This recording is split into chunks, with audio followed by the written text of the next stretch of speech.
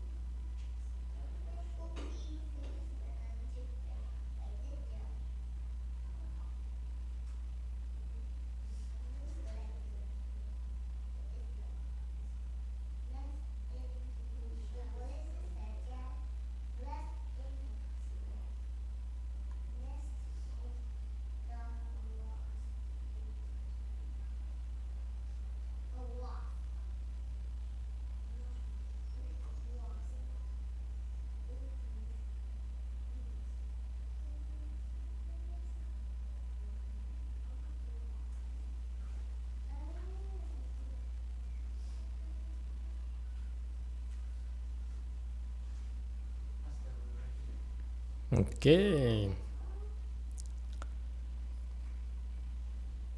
Good evening, everyone. We're here in Go Forest to continue our study of Master YongHua's Chanchi instructions.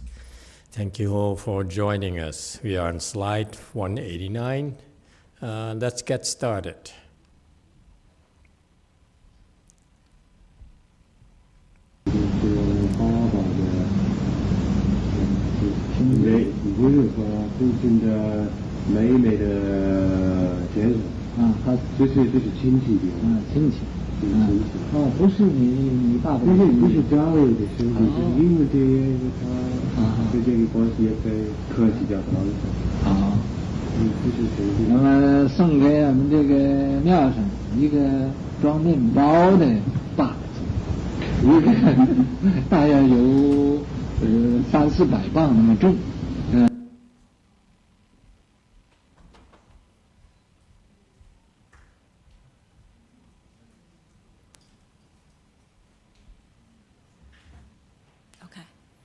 So, Guaning has an uncle who donated to our temple a container for bread, which weighed roughly 300 to 400 pounds.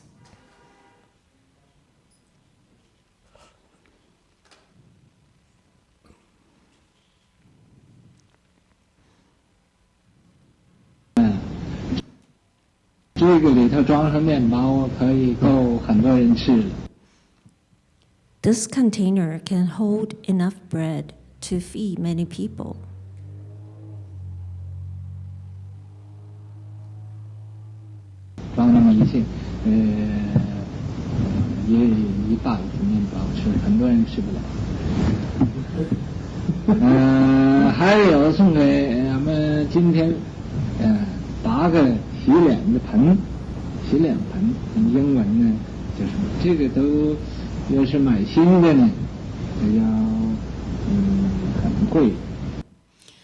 They also gave us 8 wash basins. If we were to buy new ones, they would be very expensive.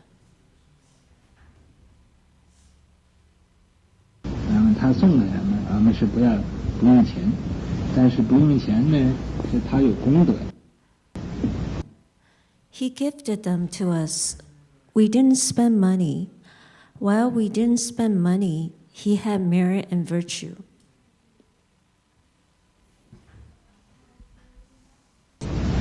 完了以后，你们谁知道啊？谁有这个旧的，这个洗面盆呢？ So, in the future, if any of you know anyone who has these old wash basins, 旧的这个厕所那个托的，他们要不用的话，都可以拿到我们这儿，把它修理好了，可以用。 and old toilets, if they don't use these things, they can bring them all to us. Once it is fixed, it is usable.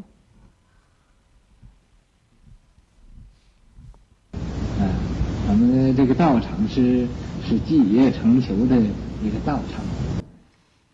Our monastery is one that has been built through accumulations of small contributions.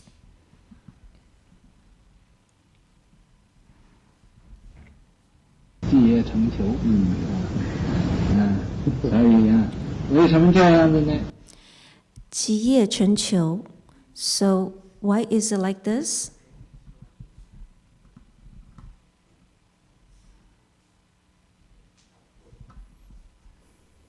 是因为我们这个钱的来源呢没有那么多。 Because for us, the sources of money are not that plentiful. 所以要这样，因陋就简，因陋。 So that's why we're like this. 因陋就简. 因陋, make do with plainness. 陋就是不太好看，简就是很简单，因陋就简。那么可是今天那几个洗脸盆。 Lo means not good looking, and jian means very simple, making do with what is available, no matter how crude and simple they may be.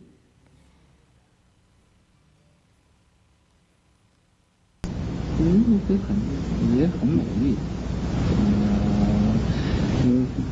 可以用。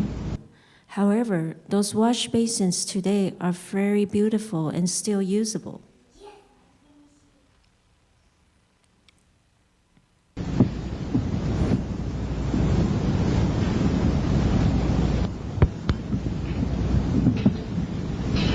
等在将来，有人发大菩萨心，给我们多一点钱，我们再换好的。 In the future, when someone with a great bodhisattva mind gives us more money, we will be able to replace them with better ones.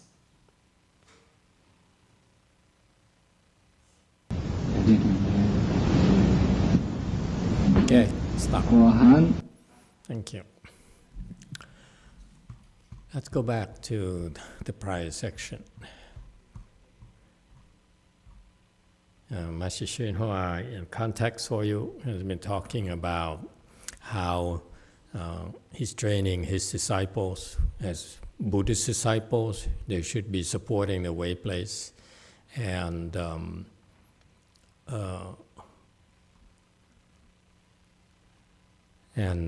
so this is another example of such people. Gu Ning has an uncle who gave him a container for bread, which is very heavy, 400 pounds.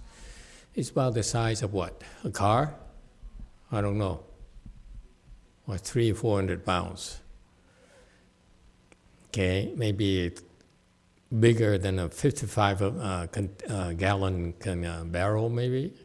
Okay, because of the oil barrel, 55-gallon barrel should not weigh more than 400 pounds. So this container can hold enough bread to feed many people.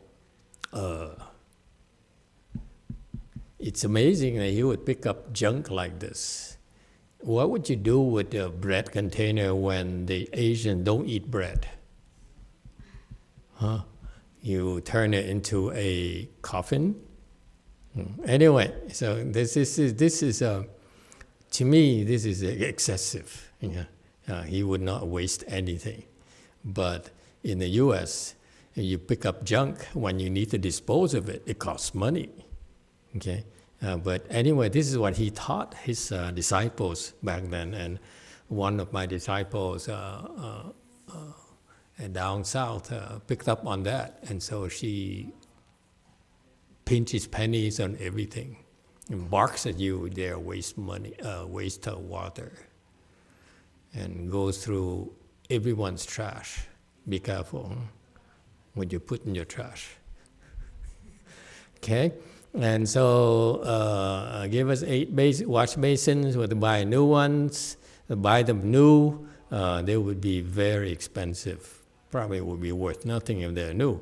But for him, it's worth a lot of money. He gifted them to us so that we didn't have to spend money. So this is an example of giving away things you don't need, then you can have merit and virtue. Okay, it's a good example, but don't overdo it. Okay, it's a lot of hassle to dump junk. So in the future, if any of you know anyone who has these old wash basins, give them to us. Old toilets. Who's going to clean old toilets? See, Sanguk has decided to volunteer to clean old toilets. If they don't use these things, they can bring them all to us. Once it's fixed, it's usable. Okay. Anyway, that's how it is. Our monastery is one that has been built through the accumulation of small contributions. So this is a Chinese expression, 积业成就. So you pick up, what is it? You pick up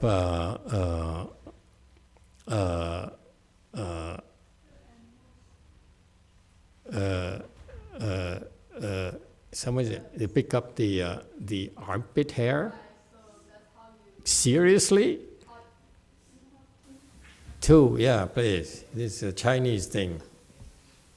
Right, you pick up the armpit hair to make like a fur coat, like what it says there. Actually, it's not.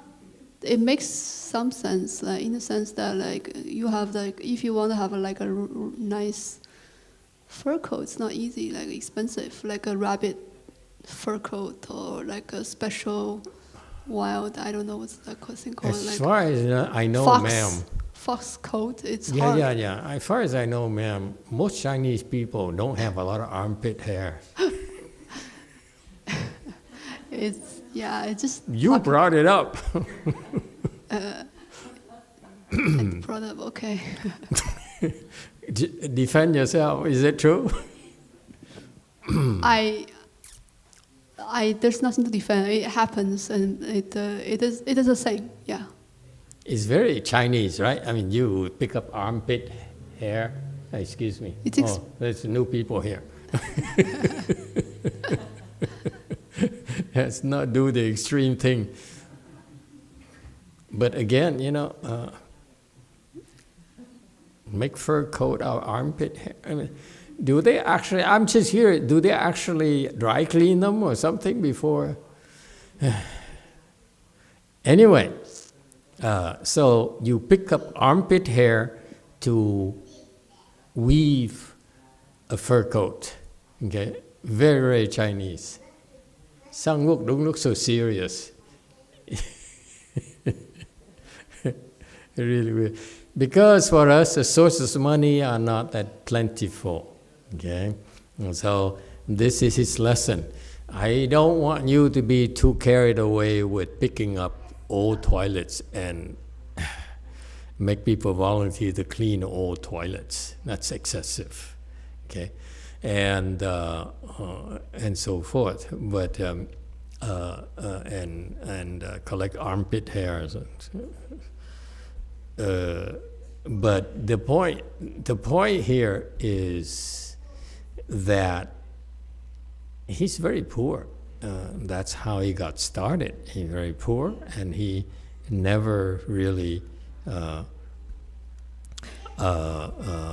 kowtow to rich people. That's why he was poor. And he made up for it by revealing his spiritual penetrations. Okay, that's why we are like this. Yin lo, jiu jian. So yin lo is from something very ugly. You will accomplish something simple. You build something simple, something plain, from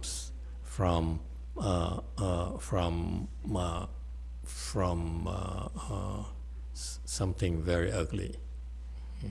Another Chinese idiom, I imagine. Would the Chinese like to add to this idiom?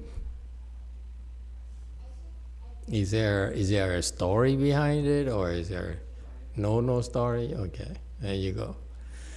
Okay, again, keep an open mind. This is a Chinese tradition, so keep an open mind. Lo means ugly. Jian is simple. So something ugly you can turn into something simple, not luxurious. Make do what is available. Okay, so that's how he is. He taught his disciples to be very frugal and not waste anything, spare anything. Okay, and I heard, and I find it to be weird. People proudly told me that at the time they didn't have food to eat, so they would go pick up the old vegetables that spoiled in the grocery stores, supermarkets, or the trash bins and so forth, and come back. And I think someone told me they saw one of his disciples try to clean the spoiled part under running water, okay, until it's clean, and then they cooked it. And to me, it doesn't make sense. Water costs a lot more than that, especially in San Francisco and in Northern California. Okay, so use your common sense. Don't overdo it. However, those wash basins today are also very beautiful and still usable. Okay, agreed. If that's all you have, that's what you make do. In the future, when someone has a great bodhisattva mind, gives us more money, we'll be able to replace them with better ones. Okay. Someone who who brought forth a great bodhisattva mind. So he's praising someone that because they're poor, for them, and his disciples are very poor, and I think they used to be drug addicts or hippies or something, homeless people or something. So they're all very poor. So that's why he prays anyone who has money would be considered to be a great bodhisattva. Okay, so you bring forth the great bodhisattva mind. Okay, what's he referring to? Don't mistake it as he's kissing up to the donors. No. What is he talking about? What is this great bodhisattva mind he's talking about? Yes, Chinese person. According to conditions. Accord with conditions. You don't have to be a great bodhisattva to accord with conditions. Sometimes you accord with conditions because you can't help it. You have no choice. You're thirsty, no water, you have to endure the thirst. Anyone else? What is this great bodhisattva mind he's talking about?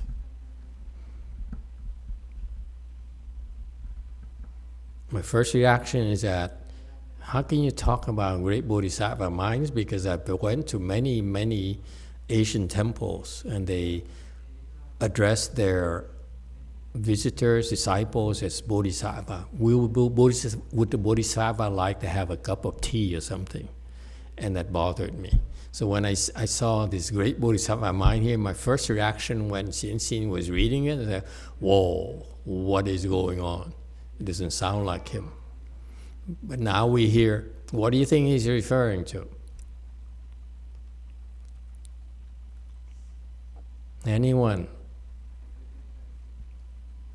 I'm sure you Asians have heard it before, especially in Taiwan, in China. I heard it on China videos as well, is that their monks and nuns address the lay people as bodhisattva.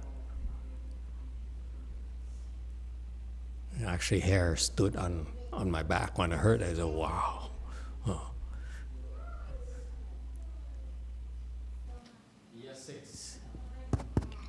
Master, is it the potential for lay people to become bodhisattva, and so they make the resolve to help the temple? Have a chance to be a great bodhisattva by helping the temple. There are a lot of people who are willing to help the temple. Doesn't mean they will become great bodhisattvas. They could become bodhisattvas, maybe. But great bodhisattvas, is he really kissing up to his disciples?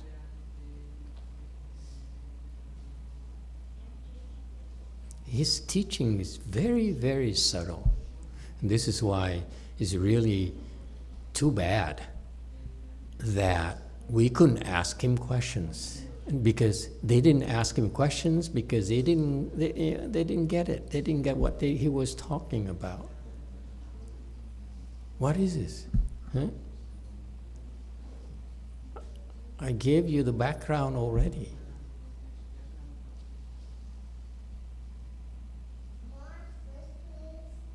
Yes. Sorry, I misunderstood the question earlier, but I think this is just saying that he predicts that people who plant great blessings and Li Da Gong with him, they will become great bodhisattva. Okay, Li Da Gong, okay, that's my teaching, not his teaching. You cannot mix the two. Yes, DTT. In China, culturally, we just say bodhisattva, like Pusa Xingchang, referring to a great. It doesn't mean you have Pusa Kung Fu, just mean you have great heart, generosity. I think it's just linking a good part of us to like bodhisattva. It doesn't mean we have the Kung Fu. It doesn't mean we will potentially become bodhisattva. Just culturally, we say that Pusa Xingchang. I don't know whether Master YongHua is referring this or it's just again linking the good nature of us to bodhisattva. Okay, bodhisattva. Okay, a great bodhisattva too. Anyone else? Any ideas?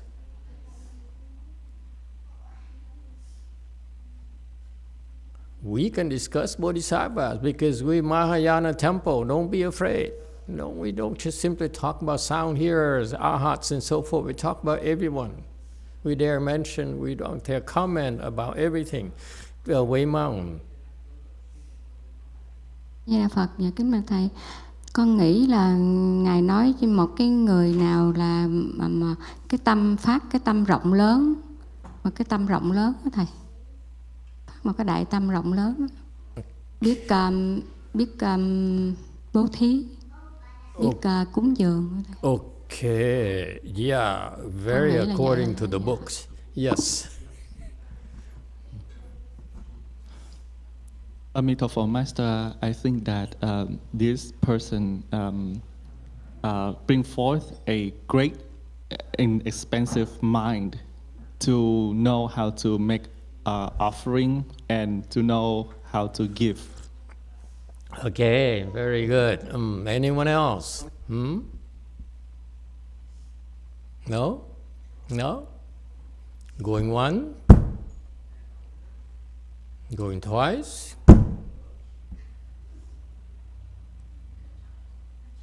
Okay, and number one wants to try.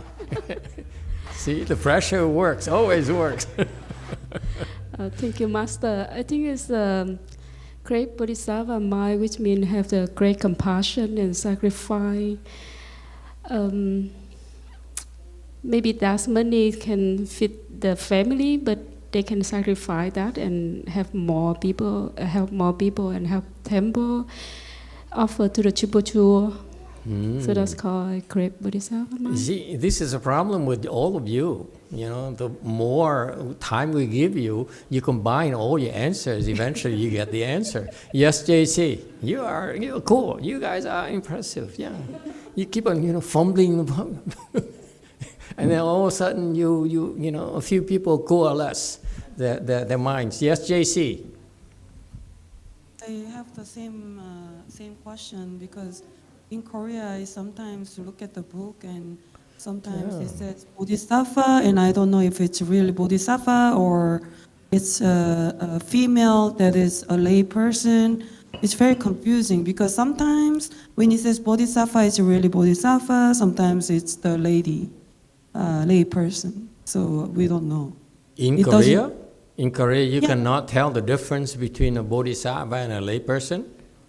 No, I mean in the book it says it addresses the lay women as a bodhisattva. So, like when you read a book in Korean in Buddhist books, you don't know if they are really referring to actual bodhisattva or just a lay women that practice Buddhism. We don't know. And can I ask you what type of book this is? You quoting a book? I don't know which book it is. Any books, even any books? A lot of books. A lot of books. Okay. Yeah. A lot of books. Say It says, so. Yeah, many books that just say bodhisattva, and we don't know. It doesn't indicate what's the difference between this bodhisattva and bodhisattva. Absolutely. I'm so glad you're still reading books, and a lot of books.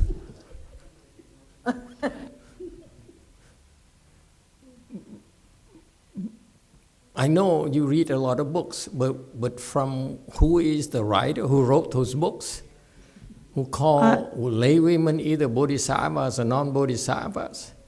I don't disclose the name. He's still alive. I don't want to offend people. I'm still in Korea. When I go to America, maybe I will do this.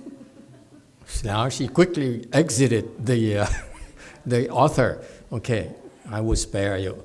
Yes, YouTube. Thank you, Master. We have two YouTube comments. One is from a person whose name is in Chinese, so I'm not able to read that. But the first comment is from Robin's Nest. Robin's Nest says, Amitofuo Master, perhaps when the Venerable Master was calling his students great bodhisattvas, he was inspiring them, perhaps knowing many of his followers would be reborn in the Pure Land. Yeah, so American. Anyone else? Yes, JMT. 보살은 부처가 될 수 있는데 부처님이 되지 않고 모든 중생을 먼저 제도하겠다고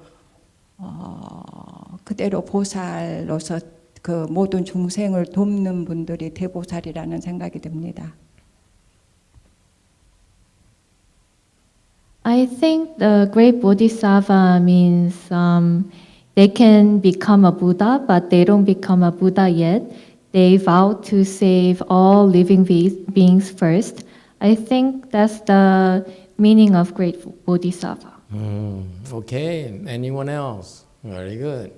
Yeah, we have a participant here from the land of San Jose. Two. A Di Đà Phật. Dạ, trong câu này đó thì con thấy có 4 cái chữ quan trọng. Đó là khi có người phát tâm là mới phát tâm thôi, chứ không phải là chánh thức là trở thành. Thứ hai nữa, chữ Bồ Tát đó, nếu mà theo cái ý nghĩa đó thì dịch ra là hữu tình giác ngộ. Nếu một người giàu có thì thường thường người ta có khuynh hướng ăn chơi theo ngũ dục lạc bởi vì họ có điều kiện. Nhưng mà một cái người ở dưới trướng của Hòa Thượng thì họ hiểu rằng cái mà chạy theo ngũ dục lạc đó là một cái điều tệ hại, và họ phát tâm hướng về sự tu học theo Hòa Thượng để đi đến giác ngộ. Thì như vậy là một người họ dùng tiền để họ làm cho đạo tràng mỗi ngày một tốt đẹp hơn về mọi phương diện, thì đó là người phát tâm đi đến con đường giác ngộ dưới cái sự chỉ dạy của Hòa Thượng. A Di Đà Phật.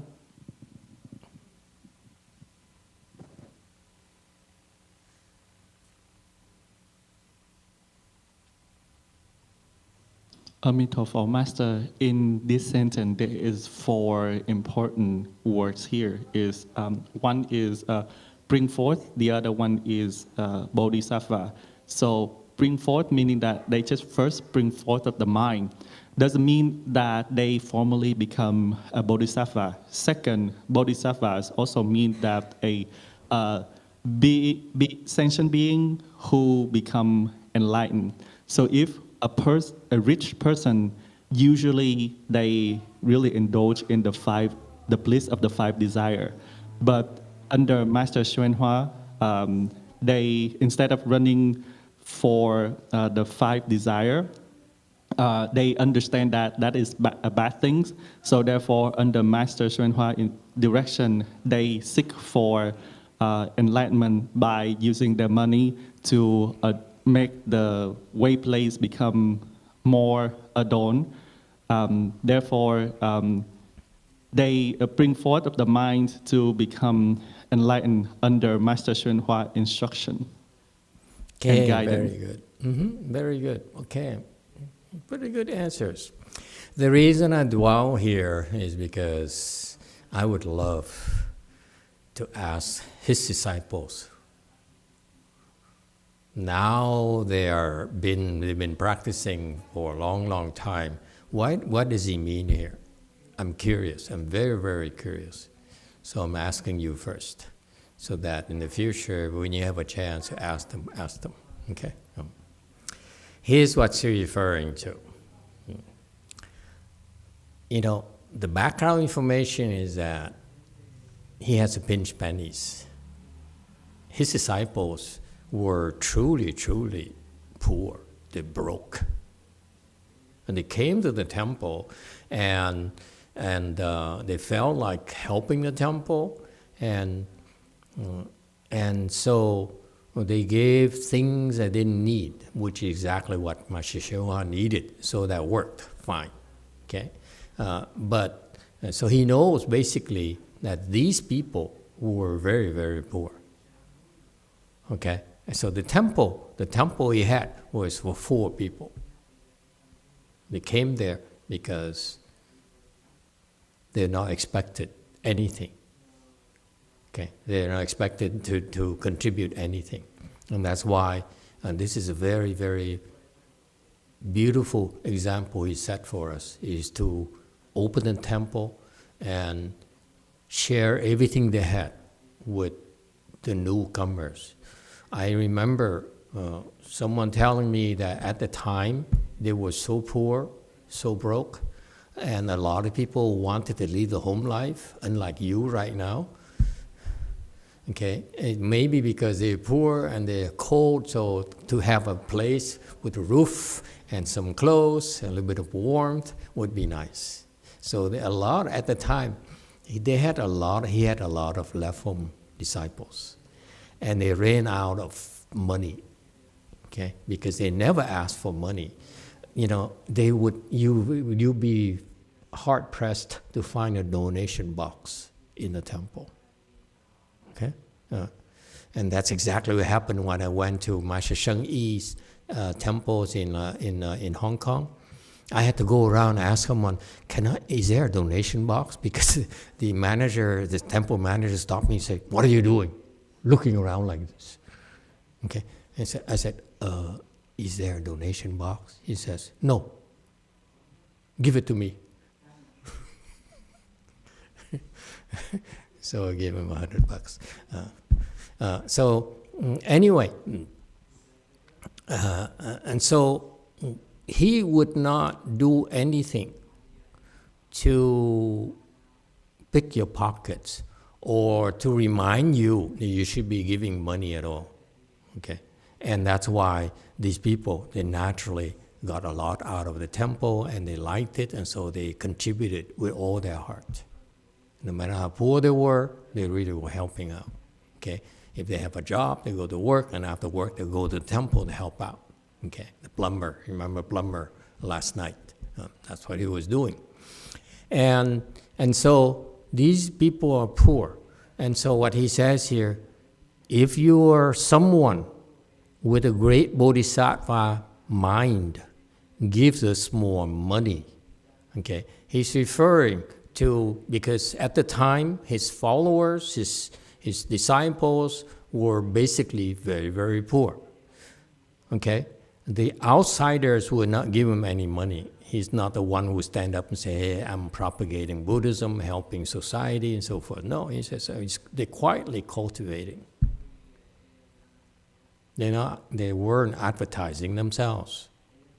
They didn't go around to people, lay people, and say, "Will you support me?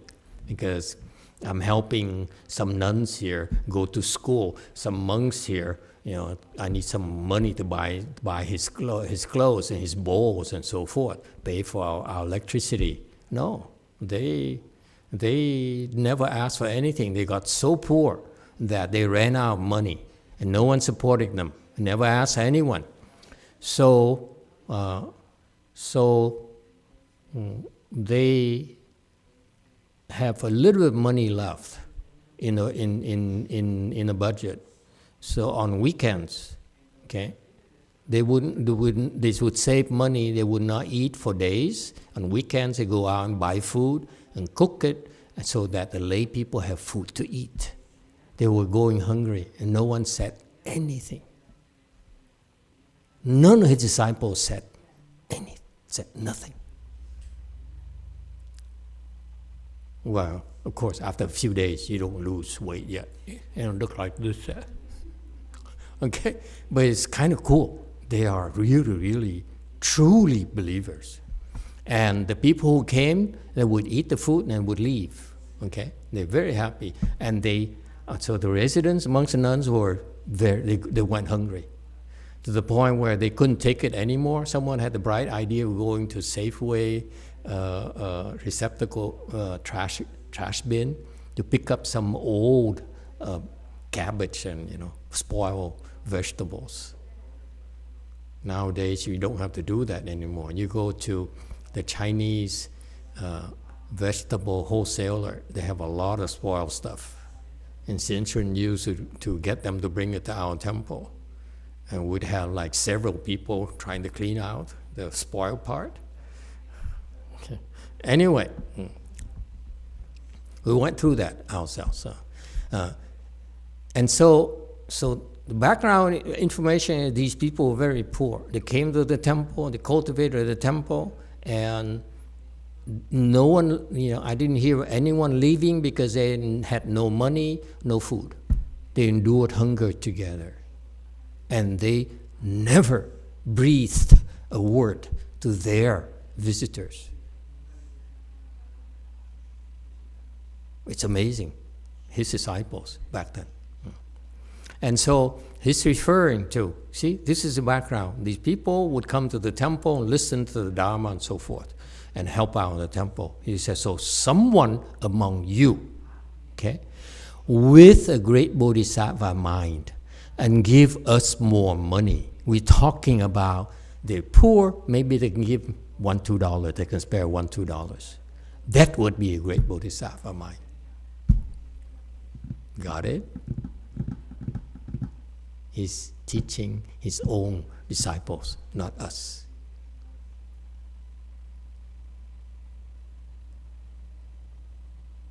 So why would giving money, $1, $2, a quarter, when money is so tight and you don't have it, that would make you a great bodhisattva? Okay? This is the mind of a great bodhisattva. They're not simple bodhisattvas. Bodhisattvas help people. What is the difference between a bodhisattva and a great bodhisattva? He teaches right here. This is your chance to nurture your great bodhisattva mind. How? By giving something that you don't have at great sacrifices.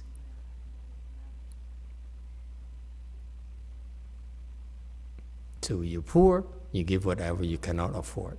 You're rich, you give even more and more. So it's not about the amount of money. The great bodhisattva mind is a mind who's willing to take big losses to help out.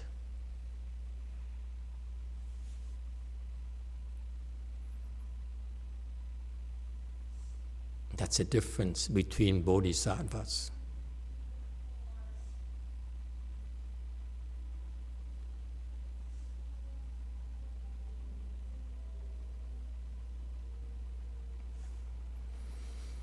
Why is so quiet? Agree or disagree?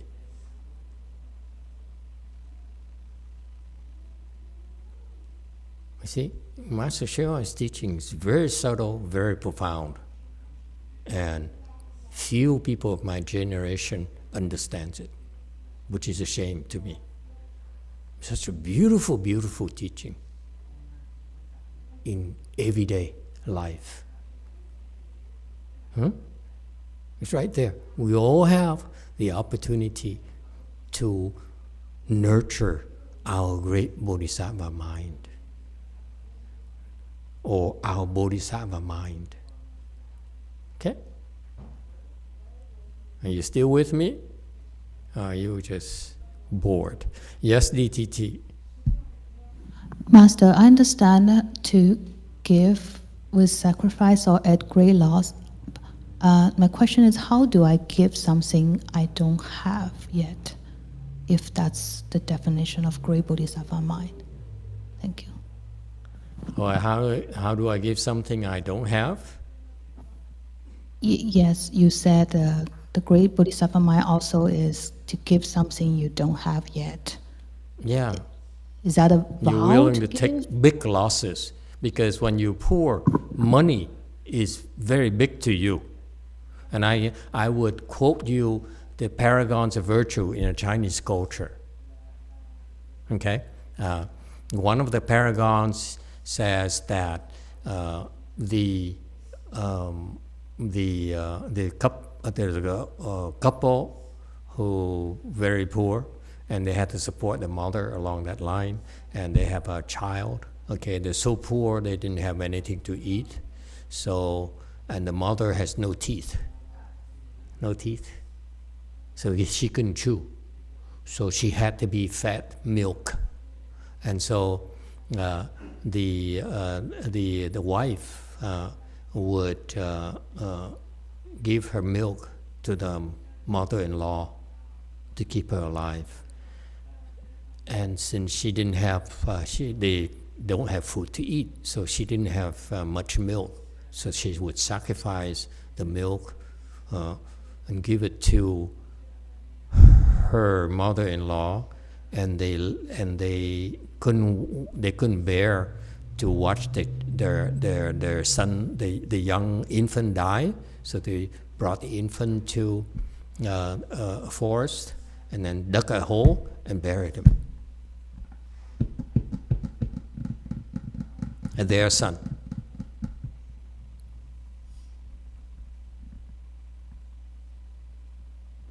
You don't believe me? You go,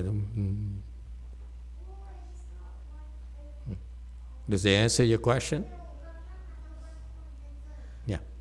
So that's the spirit. The spirit is that, what can I give? When I give that, they also are aware of, you're also aware of the great losses you're going to incur. And yet you're still willing to do that. That's a great bodhisattva mind. And that he speaks from experience, because he's a great bodhisattva. He knows what he's talking about. Okay? Okay, thank you. Next, let's move on to something more pleasant.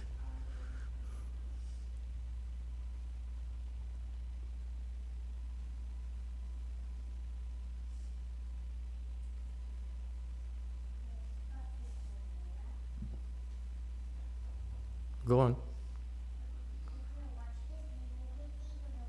说他小孩子呢，现在还是饿住，有吐。 Guohan called me and said that his child is still having diarrhea and the illness has not gotten better. And excuse me, and let me also add that paragon of virtue from the Chinese culture. I loved it. And so, as the wife, as the couple brought their infant to the forest, was digging a hole, husband digging a hole, the wife was crying, as you can imagine. And she says, but this is our son, this is your heir. The heir, this will carry the family name. How could you? Your mother is old, okay? This is the future of the family. And the man says, no, honey. We can have more sons, but it's only one mother. So they sacrifice the son to save the mother. Not a very wise thing to do, but from American perspective, but that's a great bodhisattva mind we're talking about. Illogical. Continue, sorry. 病还没好，那么果荣呢，头又痛，果荣这个头啊常常痛。Guonong has a headache again. Guonong's head often hurts. 所以今天晚间呢，他也没有来，不能来，帮我做这个斋辅。So this evening, Guonong also didn't come and couldn't help me with this.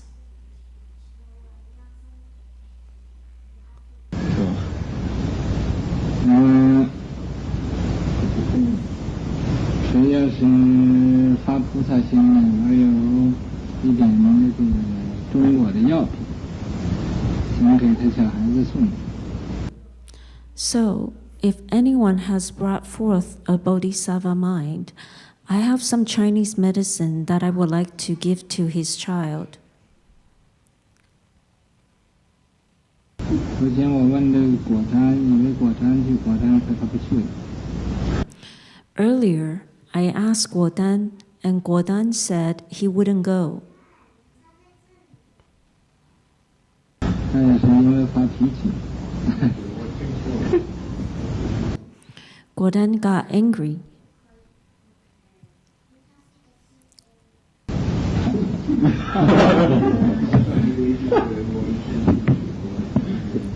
啊？你要不去这个？可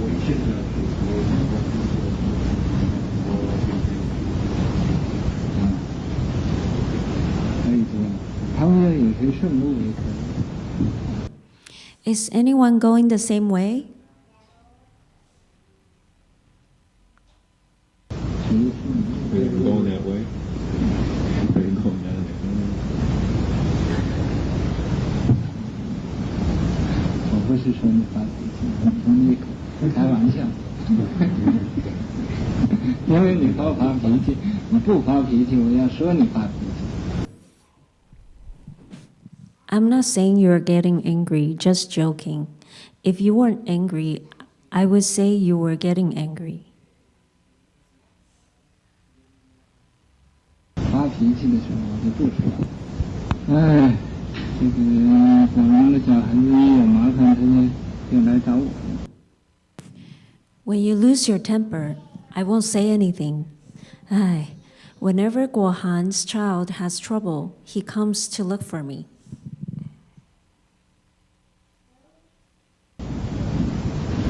Okay, let's go back to this section here. I don't know what he's talking about. Do you get what's going on?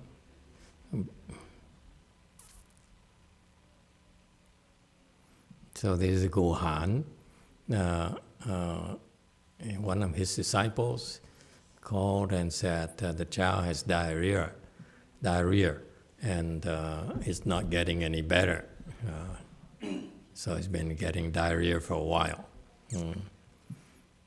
And then another person, another disciple, Han, Nung, has a headache. His head often hurts. Nung didn't come because of that illness. So anyone who has brought forth the Bodhisattva mind, have some Chinese medicine, you try to share with them and give it to his child. Which child? Nung or Guohan? Nung has a child, and then Guohan has a headache. So medicine give to whatever, okay? But they live far away, so Guodan was asked if he was going that way, and Guodan got angry, ha ha ha, and on going that way, no one was going that way, and then Master Shua justified himself. He says, Guodan is getting angry. He doesn't know that I was joking, and because I would say the opposite of what was happening to provoke people. When you lose a temper, then I wouldn't say anything. By the way, Guohan only comes to look for me when he needs help. Okay, that's where it was. Question is, why didn't he just fix these peoples? But no, he has to bring it up. I don't know why. Maybe sometimes it's better to abuse them, to make them suffer. Okay? All right. Any questions and comments? Okay, continue, please. Yes, 2. Thank you, Master. I just want to comment on the previous story of the burying the son. Burying the son? Yeah. So I have a comment that this is one of the famous stories of the 24 stories of the 4 paragons of virtue. Of specifically of filiality, specific about filiality. Yes. Mm-hmm. And this is super controversial, as you can see. Even in the ancient times, people criticize this. It's like against common sense. It's inhumane, and even in the ancient times, people brought this point up, like what the grandma would think when she know that her grandson was buried because of her, all that. But thank you, Master. I think you are the only person who can tell the story in a way that makes it Make sense and touching. So thank you yeah, for it that. bothered me too. I said, what a stupid thing to do. Yeah, but then, as I got older, I changed my mind. I will appreciate it. this is really one of the things people use to attack ancient Chinese culture again and again. This is one of the most famous things because it's not easy to be different. Yeah. Don't worry about being attacked. Don't worry about not being liked and being misunderstood. It happens a lot in our temples. My disciples used to tell me, Master, you don't understand me at all. I said, you're damn right. I don't have to understand you. You have to understand me. And also, actually, by the way, the story has an ending, which is when they were digging, after they dig, 2 feet, whatever, and there's a jar of gold there, and then it has words written on it. Said, "This is from heaven for the filial son Guo Qu, and nobody, whether it's government or person, can take this gold from him." Yeah. So there's that. I cheesy- conveniently forgot that part. Yeah, a bit It's just, cheesy. I happy don't ending. like good endings. Yeah. Happy ending is the most boring things. My Hollywood version, would you like to hear my Hollywood version? I'm glad you brought it up. This is great. We should speak our mind. Let me give you my version of it, Hollywood version. Because to stress the point. So the husband dug down 1.5 foot, not 2 feet. Because 2 feet, they would find the pot of gold. According to the Chinese version. So he dug down only 1.5 feet. Okay? And the wife, okay, stopped crying. She jumped down, gently put her son on the earth. And the husband, Mommy, don't do that. Mommy, don't do that. Okay? And she got up and calmly buried her son with a shovel. See? He likes it. Yeah. Strong woman. Because the husband could not bury his own son. That's why the great Bodhisattva mind, you understand? She's a great Bodhisattva mind. She has a great Bodhisattva mind because the husband, after he dug to 1.5 feet, oh, honey, I can't do this anymore. And the woman said, it's okay, baby.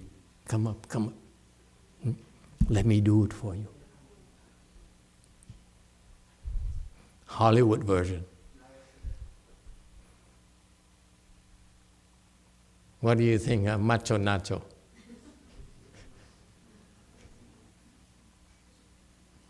You have such a tradition in the Spanish culture? Yeah? No? No, huh? Oh, okay. All right.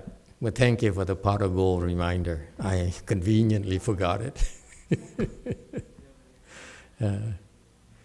Okay. Let's continue, please.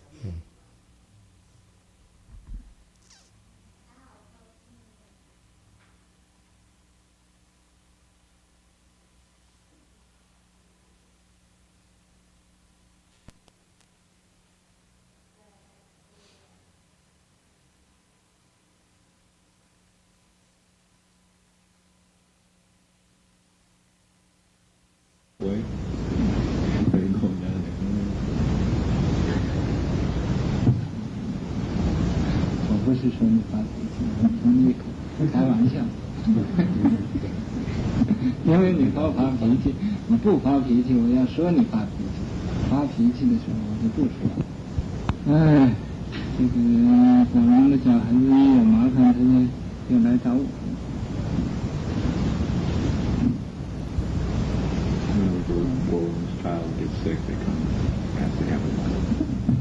You know what to do.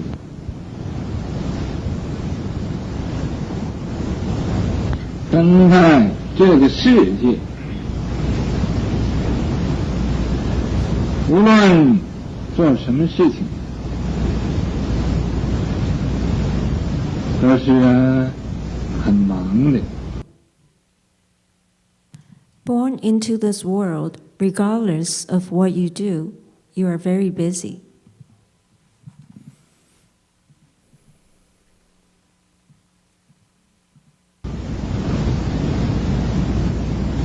凡夫有凡夫的，圣人有圣人的。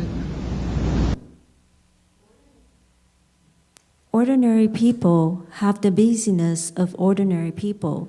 Sages have the busyness of sages.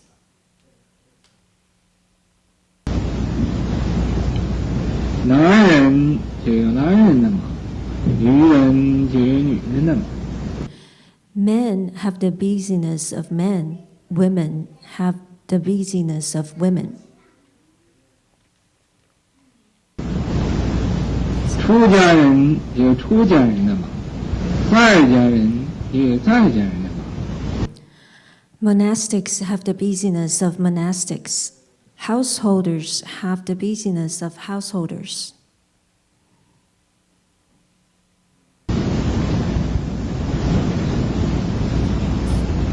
无论哪一行，要想把它做好了，都要忙。No matter what profession, if you want to do it well, you have to be busy.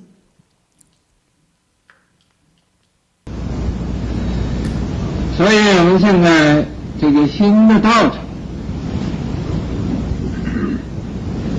这个样子是很丑陋的。So now, our new way place looks very unattractive.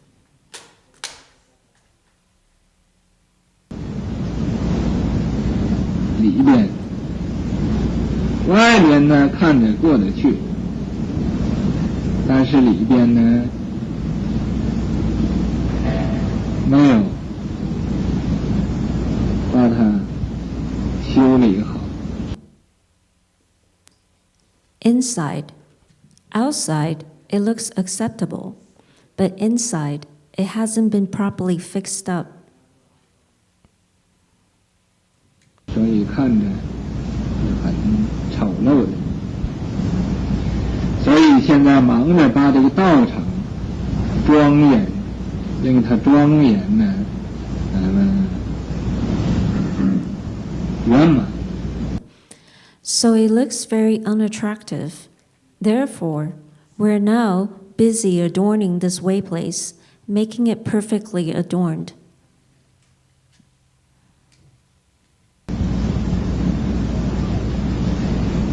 因为想要道场庄严圆满，所以呀，咱们现在出家人在家人呢，都要。Because we want the way place to be adorned and perfect, therefore, both monastics and lay people are now 要为这个道场来忙。早晨、晚间，为这个道场。all are busy working for this way place, morning and evening for this way place.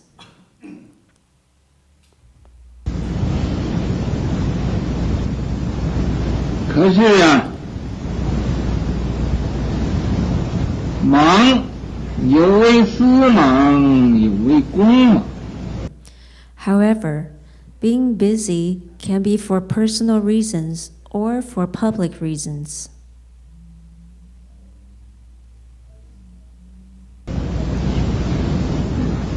咱们这个庄严道场圆满，这是为公，这是大公无私的，这是为众生。Our efforts to make this way place adorned and perfect. This is for the public. This is public spirited and unselfish. And this is for living beings. 所以这叫为公嘛。什么叫为私忙呢？为私就是为个。 So this is called being busy for the public good. What does it mean to be busy for personal reasons? 个人的嘛，可是个人呢是一个小方面，一个小范围。 Being busy for personal reasons means being busy for oneself. However, the individual is just a small aspect, a small scope.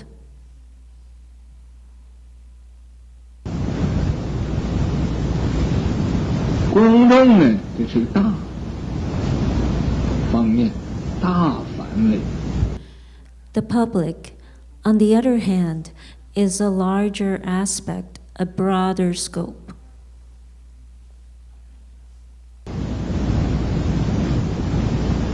那么，俺们出家人现在想为这个大的问题来着想，所以 Therefore, we monastics now want to focus on this larger issue.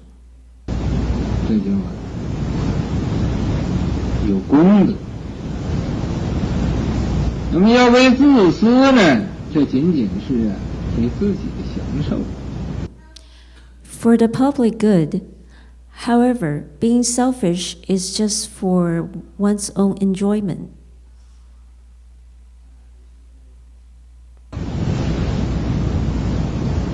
所以现在，那么庄严这个道场所需要的人力、物力，所以。 So now, to make it an adorned way place needs manpower and resources. Therefore, 咱们一般的人，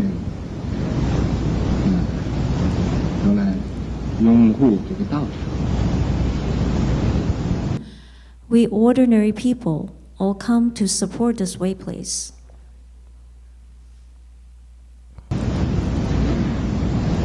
这是万古不求的一种功德。遇到这种的机会，每一个人呢都应该。 This is a kind of merit and virtue that cannot be sought throughout the ages. When encountering such an opportunity, every person 争先恐后，要向前跑，不要落后。 everyone should strive to be the first, move forward, and do not fall behind.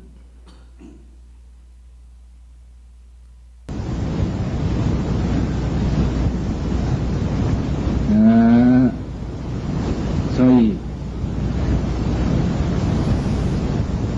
咱们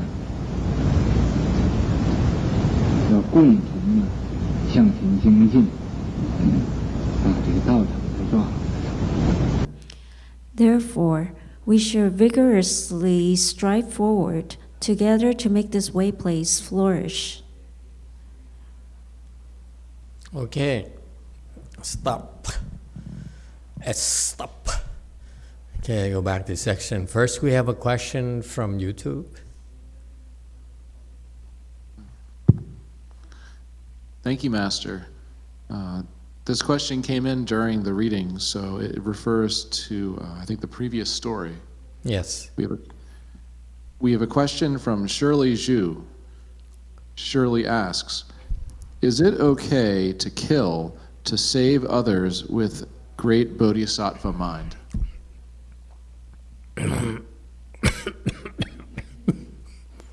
Excuse me. Go ahead. Answer. Master.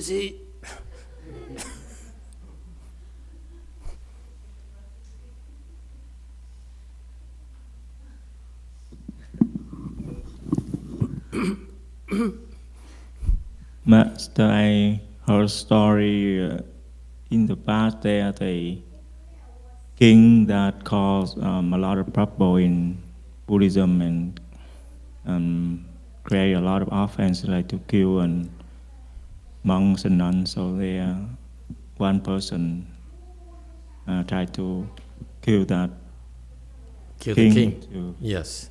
Yes, to stop kill the king.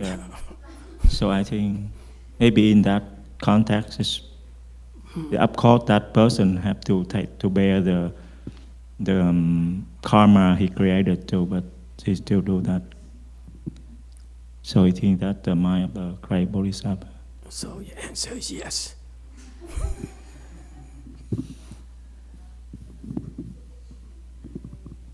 Yes, Master. Okay, thank you. Anyone else? What happened to the old monk? He's conveniently sick in Vietnam. What happened to all you people? Yes, JMT. I hope it's an answer. No new questions.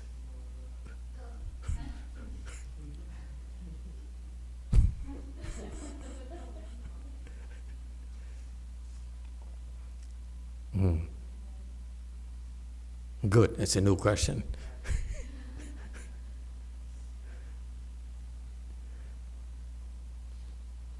Anyone else? Is it okay to kill to help someone? 들리세요? Okay. 네, 저도 사실 계속 소화가 안 돼가지고 비슷한 질문인데 잠시만요. 저도 사실은 계속 소화가 안 돼서 질문을 드리게 됐고요. 네. So I cannot digest this story too. So it's a similar question. 어머니를 그러니까 어머니가 어머니는 세상에서 한 분이기 때문에 그분을 살리고 아이를 죽였다라고 했는데, 네. So they said mother is only one in the world, and they can have a lot of children, so they killed the child. 의문이 되는 거는 그 죽은 아이도 그 존재 하나밖에 없는 거잖아요. 왜냐면 그 아이가 죽었다고 해서 둘째 아이로 온다는 보장은 없으니까요. But my doubt is that your child too, that's the only child. That doesn't mean that if you kill a child, they would be born as a second child again. Yeah. I agree. 그러니까 제 입장에서는 도대체 어떤 포인트로 그게 대보살심인지가 이해가 안 돼서 질문 드리고요. 네, 두 번째 질문이 또 있어요. So I don't understand in what point that is a great bodhisattva mind. Yeah. Okay. And I also have a second question. Can we wait a second question, please? We may not have time for it. 아니요, 마스터. So 네. now I don't feel good. Anyone would like to talk about this? Wei Mountain, to the rescue. Is it okay to kill? Since when is it okay to kill someone and be a great bodhisattva? Thank you, Master. First of all, I would like to express to Master Z that I have profound respect for you, and I very much appreciate all of your insights. However, in this case, I respectfully disagree with what you shared. Not with you, but just with what you shared. You can't have both ways, man. Master, I'm doing my best to learn from how you said you would respectfully disagree with Great Master Shenhua. So I'm doing my best here. Okay. You're doing a good job. Okay, thank you. Humbly, as a holder of the no-killing precept, I took a vow and was reminded this Chan Chi that part of that vow is that even at the risk of losing my own life, I would violate the precepts, yes. The no-killing precept. Yeah. And so I'm no bodhisattva, and I don't pretend to have a bodhisattva mind. So from my limited perspective, I can't imagine how killing would be in the bodhisattva mind. But what would you do then? I'm not defending Master Z at all, okay? Okay, but what would you do? Your child, the infant is dying of starvation. He's starving to death. What are you supposed to do? Wait until it dies? Yeah, I mean, that's a terrible, awful position to be in. I can tell you what I was trained in utilitarian philosophy at college was you try and limit harm. So as brutal and awful as it is, I can see how minimizing the harm for the child quickly is minimizing harm overall. However, that's not in line with the precept that I took, so I hope I would hold my precept. You know, there are children starving to death right now. So many of them are starving to death. It must be very hard for the mothers and for their fathers.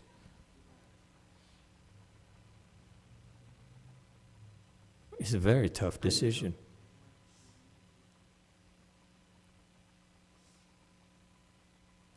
You know, in this anecdote, in this story, at least they still have some milk. Many mothers cannot give milk to their children anymore and watch the children die. It's much harder. So I can understand the question. Okay, since when is it okay? You know, shouldn't you go steal something? You know, go steal chicken or something? Wouldn't you? As a father, your child is, is starving. Wouldn't you go steal a chicken? Rob someone? Huh? You would, right? Before you bury the child. Yes?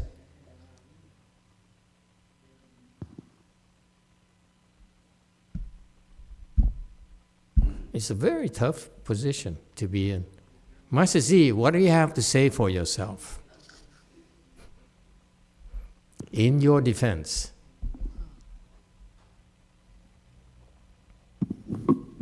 In which case, Master? The case of the grandmother and the child?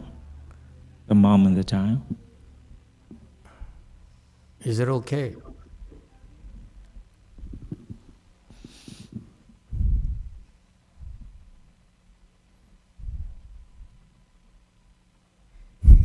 I think if they have to, big I would not. What? The Vietnamese has like the eyes of a deer.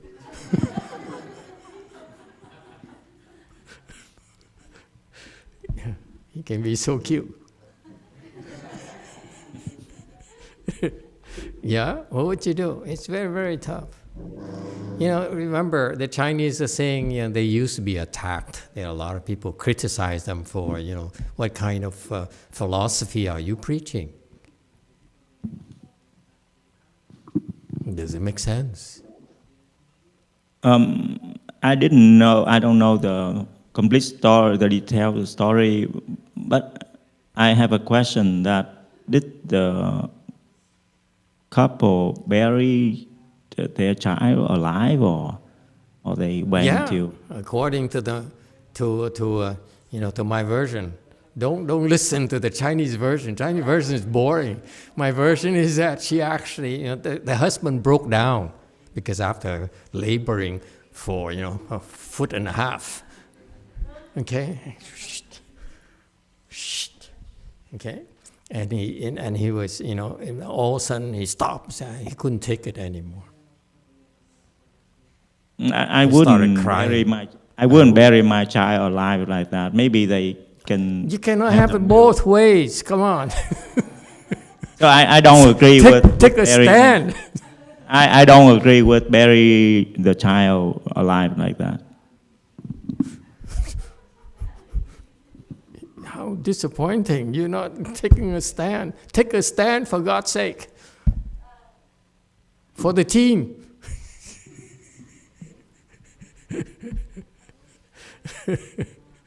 Okay, so that version, the husband couldn't take it anymore. So, and he broke down. And the wife jumped down with the baby and said, "Yes, honey, I understand. Get up, climb up. Let me do it for you." And she put the baby down, gently kiss on his forehead.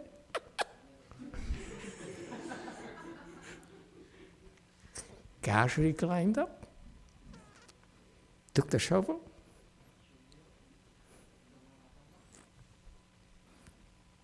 and buried the child. And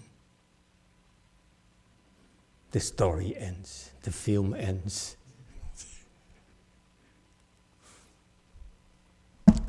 That's my version. Yes, Way Mountain. Hello, Master. This story is happening to my childhood, and actually, that is the decision that my mom made. Back then, during the time aberrations, so my mother has to choose between bringing me to the United States or bringing her family to the United States. So she chose, because of her filial of her toward my grandmother, she left me in Vietnam, and for 17 years. Instead of choosing me, so she chose her family. When she found out I was gay, my grandmother gave me a lot of hell, and actually she's followed my grandmother and giving me hell too. And every day living there, I feel like a prison, as if going out house feels as if I'm getting out of the prisons. And all of it from that perspective, my grandmother gave it to my mom. And actually, I really still have that resentment with my grandmother because of that. And also, during that time that my mom pregnant me, my grandmother told her to just abort me. But somehow magically I still alive today. So in this case, I still have that, and I'm learning to let go of it. I'm opening up for this, and I wanted to heal this pain coming from me, and I want to really. It's a very sad story. Yeah. Forgive my mom and my grandmother for it. Yeah, I know what it's like to be rejected by your own mother. Okay. Master Z, what do you have to say for yourself? Good cop, bad cop, good monk, bad monk.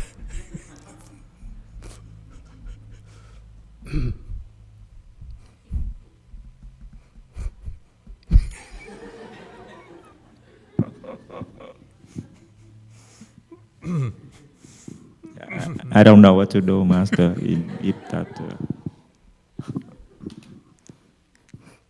Told you already, take a hit for the team. Take one for the team. Xin, would you like to say anything?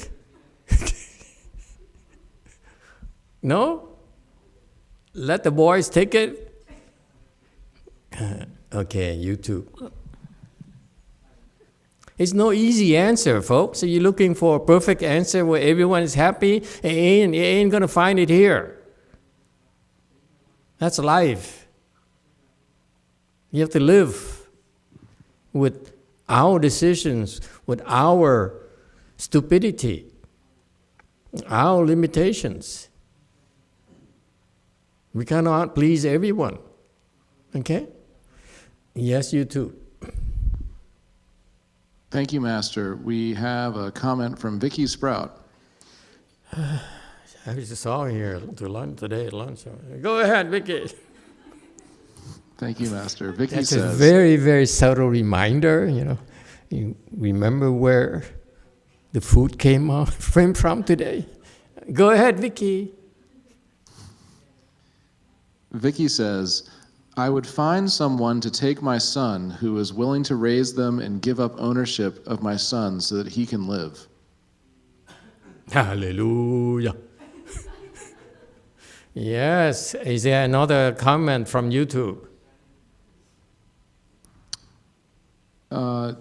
He's yes, looking at Master. so many controversial comments. Be nice, Peter.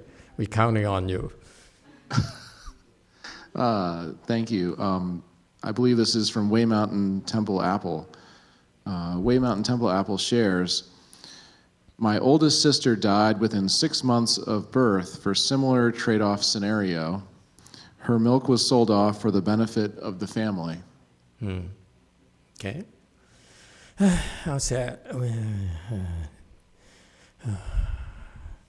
Time really goes by very slowly today. JMT. 마스터 죄송합니다. 그러니까 제가 질문하는 건 뭐 어머니를 둘 중에 누구를 살렸어야 되는지 옳은 거다라는 걸 질문한 게 아니라 도대체 어떤 포인트로 이 스토리를 가지고 대보살심을 저희가 배워야 하는지를 제가 질문드렸던 거고요. 네. I'm so sorry, Master. What I'm asking is that I'm not asking which way is right, who to save is right, but I'm asking that in the story, which point we can learn that great Bodhisattva mind. 질문은 제가 좀 계속 질문드리고 싶었던 건데 저희 보스인 마스터 엑스씨께서 베트남에서 아직 한국으로 안 오시고 계세요. 네. So I always wanted to ask this question. Yeah. Our boss, Master XC, cannot come to Korea from Vietnam. Okay. 네. 근데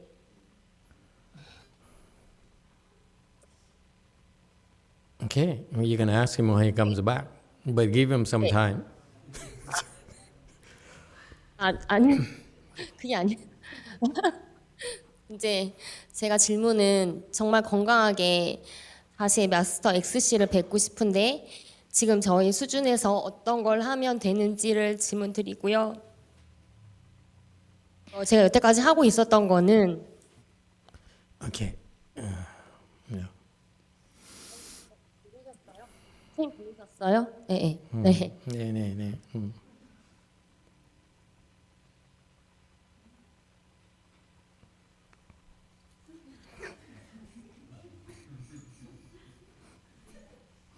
I'm suffering too.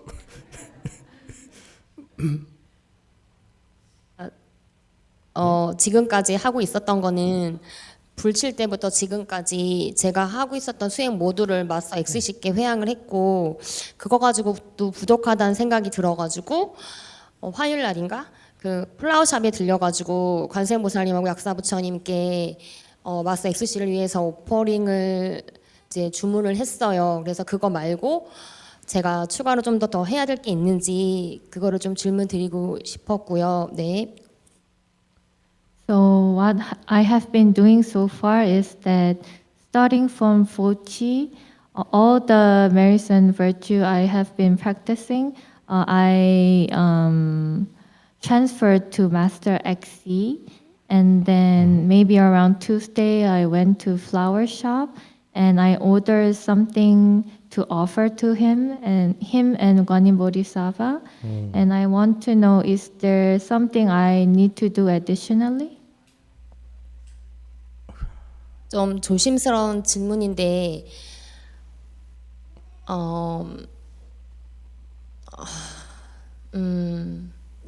일단 여기까지 듣고 제가 세 번째 질문을 할지 말지는 좀 고민해 볼게요. I'm very cautious, but maybe I can talk until now and then hear the answer, and then I will think about if I would ask third question or not. 한국에서 다시 마스터 XC를 모시고 Keep talking. Keep 수행을 asking. 하고 싶은 하는 그러니까 수행을 같이 하고 싶다는 욕심은 내려놨어요. 그게 마스터 XC를 뭐 한국이든 산호세든 그냥 건강한 모습으로 다시 뵙고 싶을 뿐이에요. So I let go of my greed that I want to practice together with Master XC. I just want to see him again in a very good health condition, either in Korea or in San Jose. Yes, he's very lucky to have you. Yeah. Continue. Keep talking.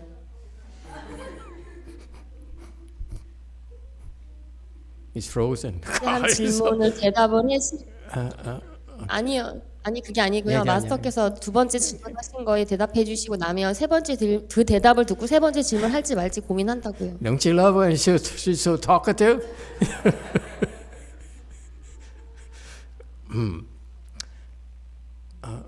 So, Master, I would like to hear your answer from No, keep going. And then I would want to ask third question after listening.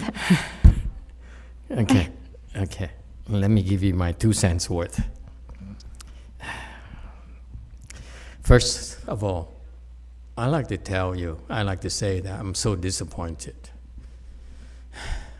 that my abbots were not willing to take one for the team. Yeah, go ahead, say something. Yeah, I'm sorry, Master. I was a little bit distracted during that storytelling. But what I got out of it was Master was illustrating the point of taking a loss. Yeah. Was a gray bodhisattva mind. So I think the person who asked the question sort of took the story literally, like missing literally. And like we know who that person is, don't we? Right, without mentioning the person's name. Yeah, I think the way the questions were asked is thinking of the whole stories as it's kind of like a black and white question, which is kind of missing the point. Yeah. No, it's not missing the point. It's perfectly reasonable. Okay, very good. Anyone else? Yeah. Oh, finally, sir. Go ahead, sir. So I have a stupid question. Does it mean that the bigger loss you take, the greater bodhisattva mind you have? So in that case, would that mean losing both the son and the mother is the best solution? You're not helping. Lloyd. Well, the thing is, my opinion on the story is that if the son has to die and the mother has to die, it's their karmic debt that they have to pay. And if the father and the mother need to endure the pain, that's what they have to do. There's no good solution. Okay, Lloyd, just punch him first, and then yeah. There's a good ending to the story. Okay, go ahead. I haven't told you the final version yet. I just told you the.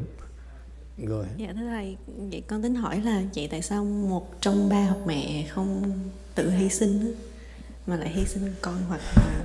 You're complicating things. She's right. What crossed my mind is that what's the matter with the dad? I mean, instead of he's useless anyway, I would take a knife and cut off my flesh and feed it to my wife. Yeah. You cruel woman. I mean, wouldn't you do that first before you let your son die? Because he's not really helping the mother at all. He's useless. No?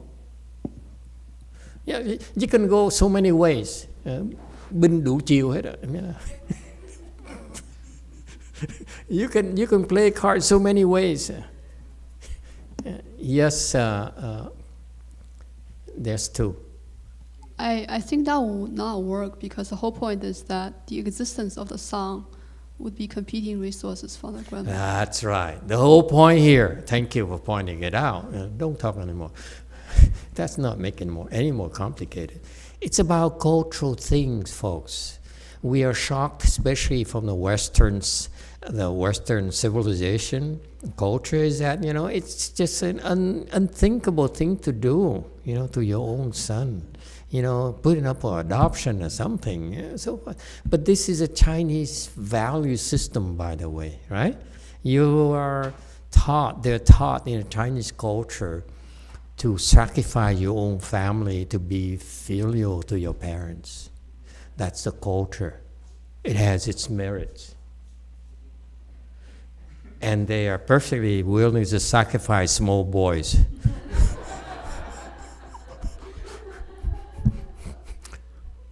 Okay? And so it's a Chinese culture.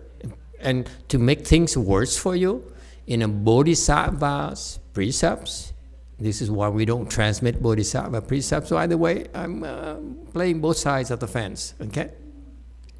We don't transmit the bodhisattva precepts yet, because according to the bodhisattva precepts, this is Buddhist perspective, okay? Bodhisattva perspective. They are prepared to sell their wives, their children, everything, okay? They have sacrificed everything to be filial.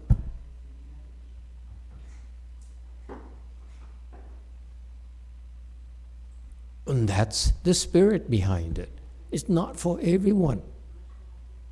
Not for you. That's why I'm not transmitting those precepts to you. No one will show up. Would you show up? No. See? I rest my case. So the point being that it's a cultural thing. Okay? And so even the Chinese nowadays would object to that. They were not willing to do that. Yeah? Because they're influenced by the Western education. But back then, at those times, when the paragons of virtues, the 24 paragons of virtues were written, okay, back then, that's a standard. So it's different times. Nowadays, as your questions, your comments showed, there are many ways for you that you could, all the things you could be doing instead of killing your own son. Okay? So, yes, it's not meant to be absolute. That's the only way for you to show you filial piety. I'm just saying back then in their culture, that's what they were willing to do. Okay? And they're so weak that the Chinese, and they were doing that, and in order to pacify people, they dug down to 2 feet and they found a pot of gold. That's weak to me. Huh? When you make sacrifices, you know what it means? I'm digressing, but I'm not trying to get off clean here. You make sacrifices, it really means that you are prepared to suffer. That's the teaching. However you choose to do it. For them back then, it's just the ultimate is to sacrifice your only son. Yeah? It's not what we do anymore. It's barbarious to do that for us nowadays. It's just unthinkable. That's why the Caucasian people get upset at Master Z. Master Z, that's a horrible thing to do. Okay? So we cannot please everyone.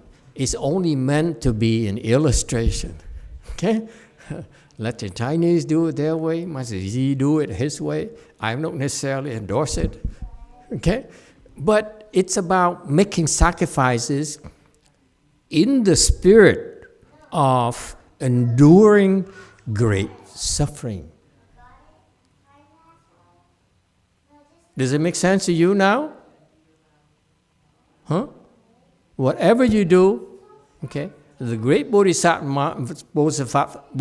mind is the one that says, I'm willing to do this, Okay? You may do it differently than me. Okay? I'm willing to do this because the spirit is that I'm willing to endure great suffering. That's very, very Buddhist, folks. Call it whatever you call it. Filiality, great filiality, doesn't matter to us. You look at that, oh, you are so Buddhist, because that's the action and the mind of a great bodhisattva. That's the teaching. Are we friends still? You're not disappointed with me? I understand you're disappointed with Master XZ. Someone has to take the blame. Okay? It's not for everyone. You believe it, you understand the mindset behind it. However you do it, it's your personal choice. I would never sacrifice my child.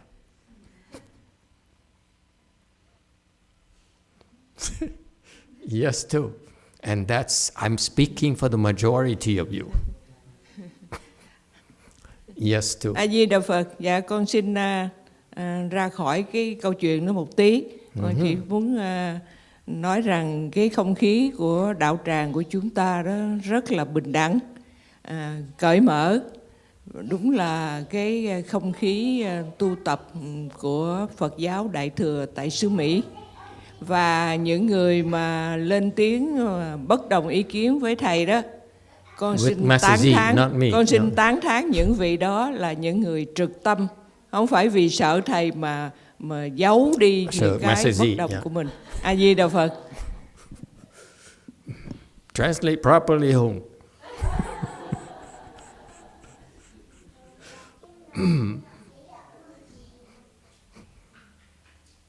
Emitofuo Master, I would like to step away from this story a little bit. I see that the environment and the atmosphere in this way place is very equal and level, non-discriminating, and also very open. This is truly the environment and the atmosphere of Mahayana, American Mahayana, and we saw that there's many people who disagree with Master, and Master Z. Master Z, yeah. And I compliment I'm siding them. with the majority of you. And I have a compliment to them, is that they are very straight. They have a straight mind. They're not kissing up to Master, but they actually show their disagreement with Master opinion. Master Z, yeah. Very good. Thank you for the comment. Very good. Master Z, would you like to have some closing comments?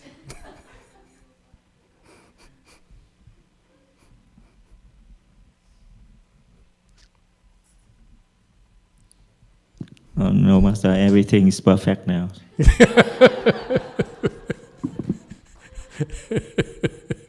Yes, Wei-Bao.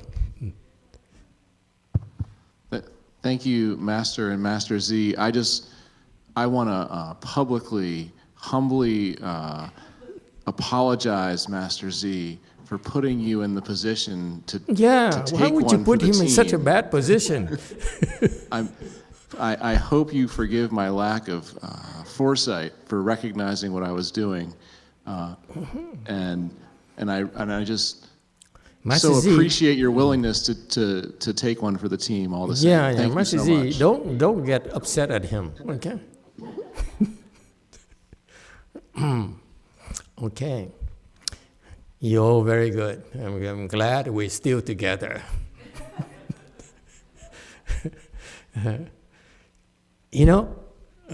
To me, this is part of my fun, to talk about things that others rather not talk about, because that's exactly the spirit of Mahayana.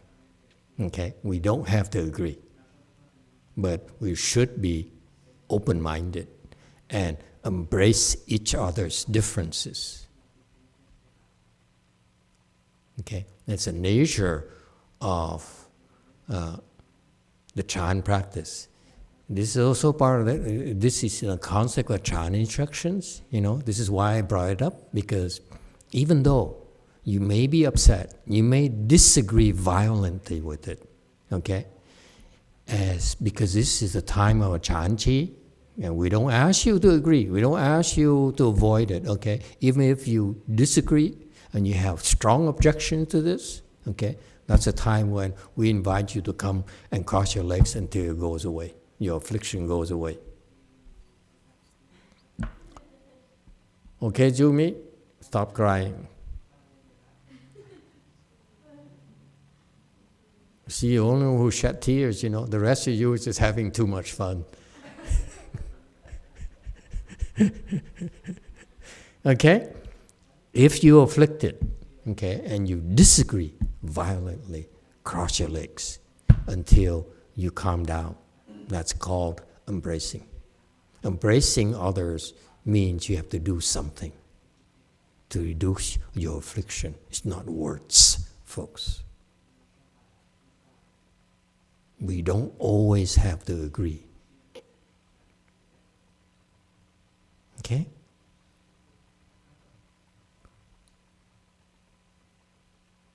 Okay, thank you everyone. See you next week.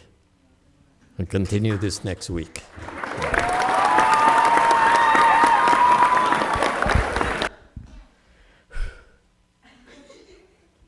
I don't know how I do it because it looked so desperate for a while. And poor Nacho, I don't know how he's going.